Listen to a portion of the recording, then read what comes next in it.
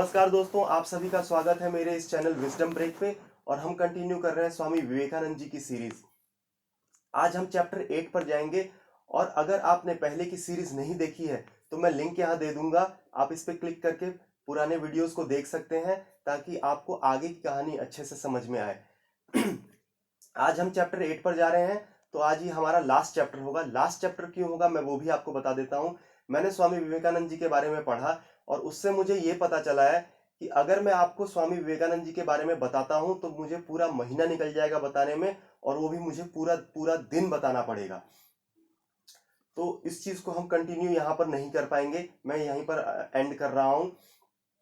और मैं आपको यही बताऊंगा कि आपको स्वामी विवेकानंद जी के बारे में क्यों जानना चाहिए। आपको स्वामी विवेकानंद जी के बारे में इसलिए जानना चाहिए क्योंकि उन्होंने लाइफ के हर एक फील्ड में काम किया है, चाहे वो फिजिकल हो, मेंटल हो, साइकोलॉजिकल हो, आर्ट्स हो, वॉर हो, साइंस हो, स्पोर्ट्स हो, हर फील्ड में उन्होंने काम किया है। तो अगर आप किसी भी फील्ड में हैं तो आपके लिए तो वो काम का है ही। ऊपर से मैं ये भी बताऊंगा, आपको भी पता है, मुझे भी पता है, किसी भी काम को करने के 100 तरीके हैं, लेकिन उन 100 तरीकों में 10 तरीके ऐसे होंगे जो एकदम सही होंगे करने के। लेकिन उन 10 तरीकों में से भी कोई एक ही तरीका ऐसा होगा जो सबसे बेस्ट होगा। उस तरीके के ऊपर आप किसी दूसरे तरीके को नहीं लगा सकते।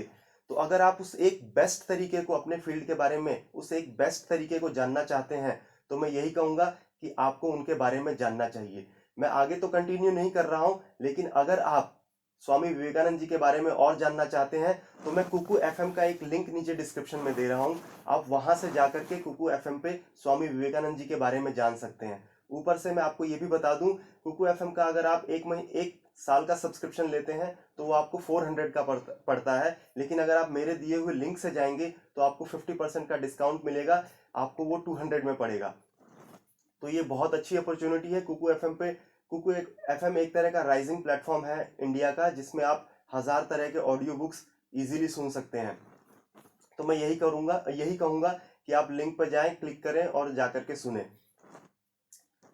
अब क्योंकि हम सीरीज को खत्म कर रहे हैं तो उनके देहांत के बारे में मैं आपको एक बार बता देता हूं।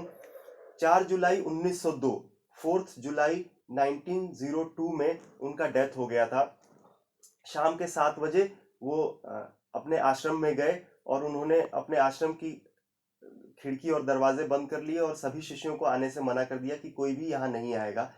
वो समाधि में बैठे और रात के 9 बजे के आसपास उनका देहांत हो गया। उनका देहांत बेलूर मठ में ही हुआ है जहां पर उनका जन्म हुआ था।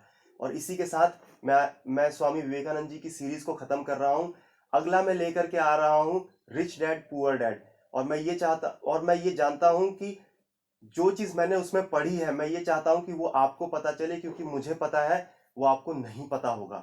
और जब आप उस चीज को जानेंगे तो आप यही बोलेंगे कि काश ये मुझे 10 साल पहले पता होता तो मैं आज कुछ और होता। तो चलिए इसी के साथ आज का ये वीडियो खत्म करते हैं। अगला वीडियो कल शाम को 4 बजे आएगा।